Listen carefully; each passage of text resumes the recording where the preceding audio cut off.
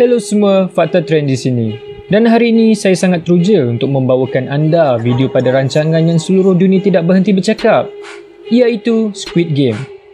Ianya sangat mengagumkan penonton dan siri ini agak viral dan saya tak ingat kali terakhir sesuatu seperti ini berlaku.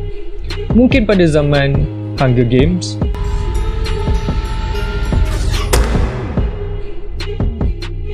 Walau apapun, saya suka rancangan ini seperti berjuta-juta orang yang lain. Tapi dalam siri ini ada beberapa fakta yang mungkin kita semua terlepas pandang sebagai penonton. Jadi saksikan fakta Squid Game yang korang mungkin terlepas pandang.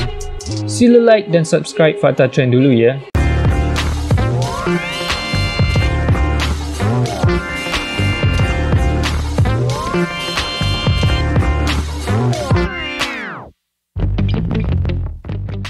Sebelum ia mendapat gelaran Squid Game, ia sebenarnya pergi dengan nama yang lain yang diakui nama yang lebih membosankan.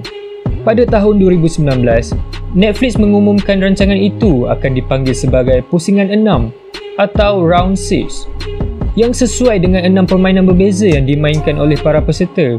Tetapi ini akhirnya ditukar kepada nama yang lebih menyeronokkan, iaitu Squid Game.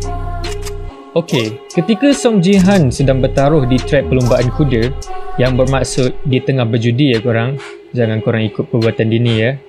Okey, berbalik kepada tadi, Song Ji-han telah memenangi di trek tersebut dengan bernilai 4.5 juta won yang bersamaan dengan lebih kurang hampir RM16,000. Tetapi memandangkan nombornya dalam permainan adalah 456 dan dia menang 4.5 juta dan terdapat 6-0 dalam sejuta.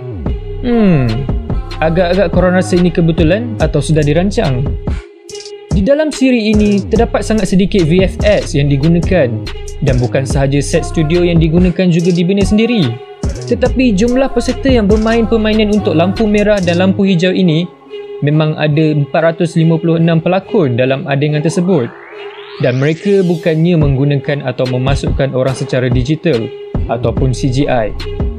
Jung Ho-yeon telah mencuri hati ramai orang dengan persembahannya sebagai Kang Se-byok dengan ramai peminatnya yang jatuh cinta dengan watak yang dibawa. Menjadikannya lebih mengagumkan ialah ini sebenarnya pertama kali dia berperanan sebagai pelakon. Tetapi orang Korea akan mungkin sangat kenal dengan Jung Ho-yeon ni. Ianya kerana dia seorang model fashion terkenal di negara tersebut dan merupakan naib juara dalam peradun keempat model terbaik Korea Selatan. Seterusnya juga Lee Byung-han yang bermain lelaki hadapan atau The Front Man yang penuh teka-teki. Ialah pelakon terkenal di Korea dan juga telah muncul di beberapa filem Hollywood seperti The Magnificent Seven, G.I. Joe dan Terminator Genesis.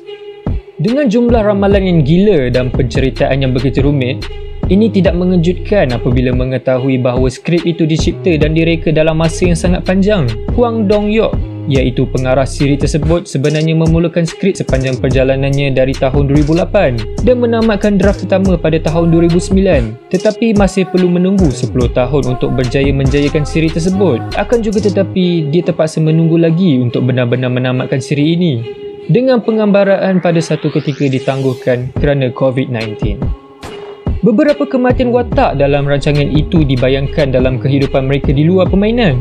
Selepas undian dipanggil untuk diberhentikan, contohnya Kang Se-byok menghulurkan pisau ke kerongkong seorang lelaki dan memberitahunya dia akan mengelarnya yang serupa dengan kematiannya di tangan bajingan Cho Sang-woo. Seorang lagi kematian bajingan Jang Deol-soo dibayangkan sebagai dia melompat dari jabatan selepas terperangkap oleh beberapa samseng yang cuba membunuh dia, sama seperti saat dia jatuh di tangan kematiannya dari jabatan kaca dalam permainan tersebut. Ali juga mencuri wang dan meninggalkan seorang lelaki untuk mati seperti Cho Sang-woo lakukan kepada dia dalam permainan itu, manakala Cho Sang-woo berbaring dalam tap mandi dengan sut basah kuyup, membayangkan pertarungannya dengan Song Ji-han di waktu hujan dengan memakai sut yang juga dalam keadaan yang basah. Okey, sekarang mari mulakan dengan plot twist terbesar dalam siri ini. All-il-nam aka pemain nombor 1 sebenarnya adalah dalang di sebalik permainan ini dan orang yang menjalankannya dari belakang tabir. Dan ini sudah pasti menjadi detik mengejutkan untuk kebanyakan orang di luar sana, termasuk saya sendiri. Sebenarnya terdapat banyak petunjuk tentang identiti sebenar beliau. Sebagai permulaan, bahawa beliau merupakan nombor 1 dalam permainan tersebut dan tidak ada pemain tua yang lain dalam permainan itu. Dia juga mempunyai pengetahuan yang mendalam tentang permainan yang dimainkan seperti tarik tali, dan dia juga gembira bermain lampu hijau dan lampu merah. Walaupun semua keganasan berlaku di sekelilingnya, tetapi ada juga detik-detik yang lebih besar membayangkan kita terlepas pandang buat kali pertama. Seperti pengimbas gadis robotik ini tidak mengambilnya sebagai pemain. Fakta seterusnya, nama beliau diterjemahkan ke dalam bahasa Melayu adalah lelaki nombor 1. Dan dalam montaj di mana beberapa peserta sedang menunggu van untuk memasuki semula permainan tersebut, mereka semua ditidurkan dengan gas tidur kecuali All Il Nam. Juga dalam perbualannya dengan Song Ki Han, All Il Nam pada dasarnya meyakinkan dia untuk menyertai semula permainan tersebut dan meneruskannya. Kita sepatutnya dah nampak dari sini yang dia dalang di sebalik permainan ini. Di dalam Squid Game, permainan seterusnya akan memerlukan petunjuk untuk dicari selepas sepanjang persembahan, dan pemain seperti doktor yang mendapatkan maklumat pada perlawanan seterusnya dengan memberikan khidmat adalah dihapuskan kerana tidak adil kepada pemain yang lain. Bagaimanapun, setiap pemain berpeluang mempelajari permainan apa yang akan berlaku seterusnya. Jika mereka betul-betul memberi perhatian di sekeliling ada pada dinding tersebut, anda boleh melihat mural kanak-kanak bermain permainan yang berbeza yang semuanya dimainkan pada satu ketika dulu dalam rancangan itu. Jika anda melihat dengan teliti, anda boleh melihat ilustrasi untuk lampu merah, lampu hijau, tarik tali, jabatan kaca dan semestinya Squid Game itu sendiri. Korang suka rancangan dari Netflix ini? Apa korang rasa tentang video ini? Sila komen dekat bawah. Jangan lupa tekan butang like dan subscribe Fakta Trend untuk video seterusnya. Share sekali tau.